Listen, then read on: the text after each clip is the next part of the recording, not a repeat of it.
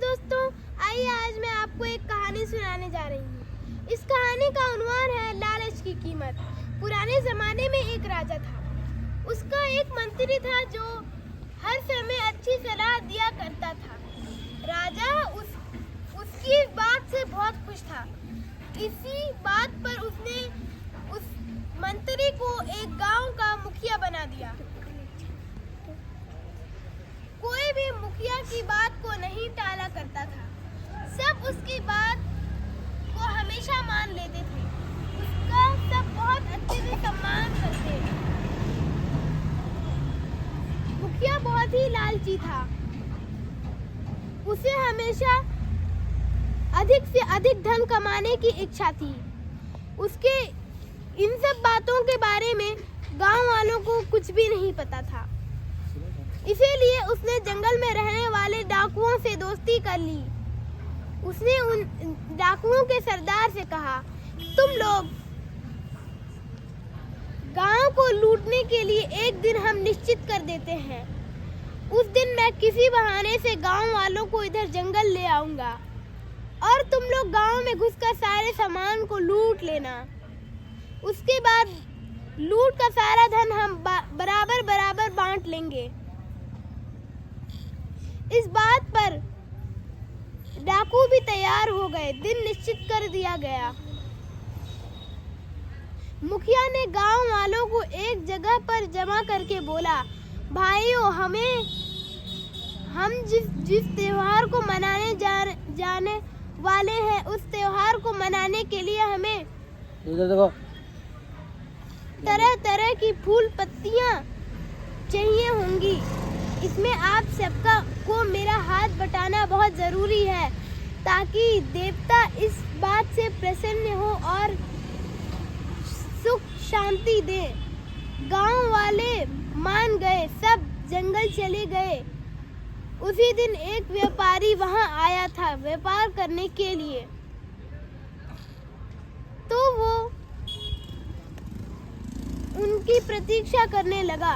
उसने देखा कि इधर से डाकुओं को गांव वाले को ये मुखिया जो है बार बार कह रहा है ढोल बजाने के लिए।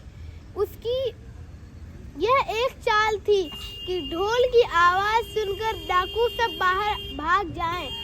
ऐसा ही हुआ।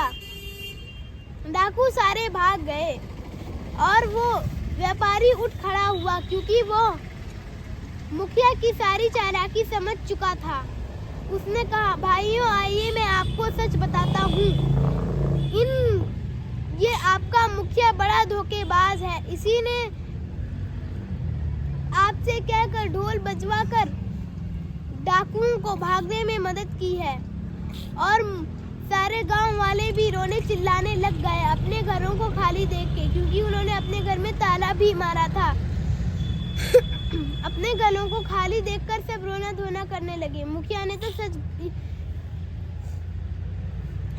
व्यापारी ने तो सच बता ही दिया था और मुखिया बस दिखावा भी कर रहा था चिंतित होने का।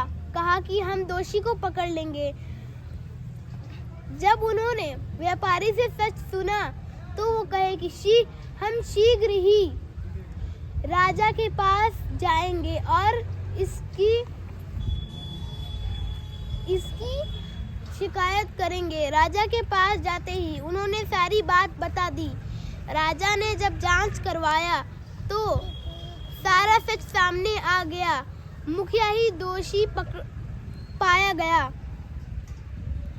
राजा ने कहा कि अब तुम्हारा ये लालच बड़ा ही महंगा पड़ेगा।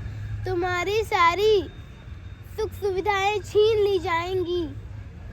तुम को अब मुखिया से भी हटा दिया जाएगा। उसने सारे गांव वालों को 100-100 सोने के सिक्के दिए।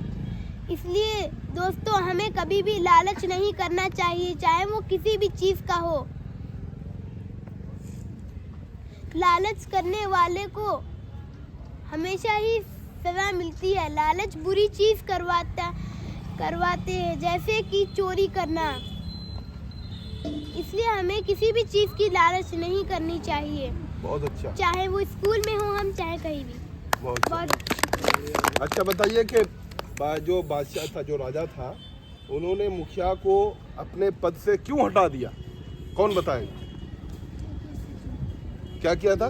चोरी। उन्होंने, मुखिया ने चोरी की थी? नहीं, मुखिया ने डाकुओं की मदद की थी और लालच भी किया था। और लालच भी किया था कि बहुत सारा धन जो है हम लोग बांट लेंगे। अच्छा, जब गांव के लोग सब सामान उनका लूट गया तो बादशाह ने, राजा ने क्या किया? आप लोगों ने कहानी सही से नहीं सुनी। फिर जो है कल जो भी कहानी अगर कोई भी सुनाएगा और उस कहानी के जो सब सारे जवाब सही से देगा, उसको कल चॉकलेट मिलेगा। हाँ, राजा ने गांव वालों को 100 सोने के सिक्के दिए थे। ठीक है, अपना सारा सामान वापस खरीदने के लिए। चलिए, बहुत अच्छा। चलिए फिर हम लोग कल फिर बैठेंगे, ठीक है ना? चलिए, ठीक।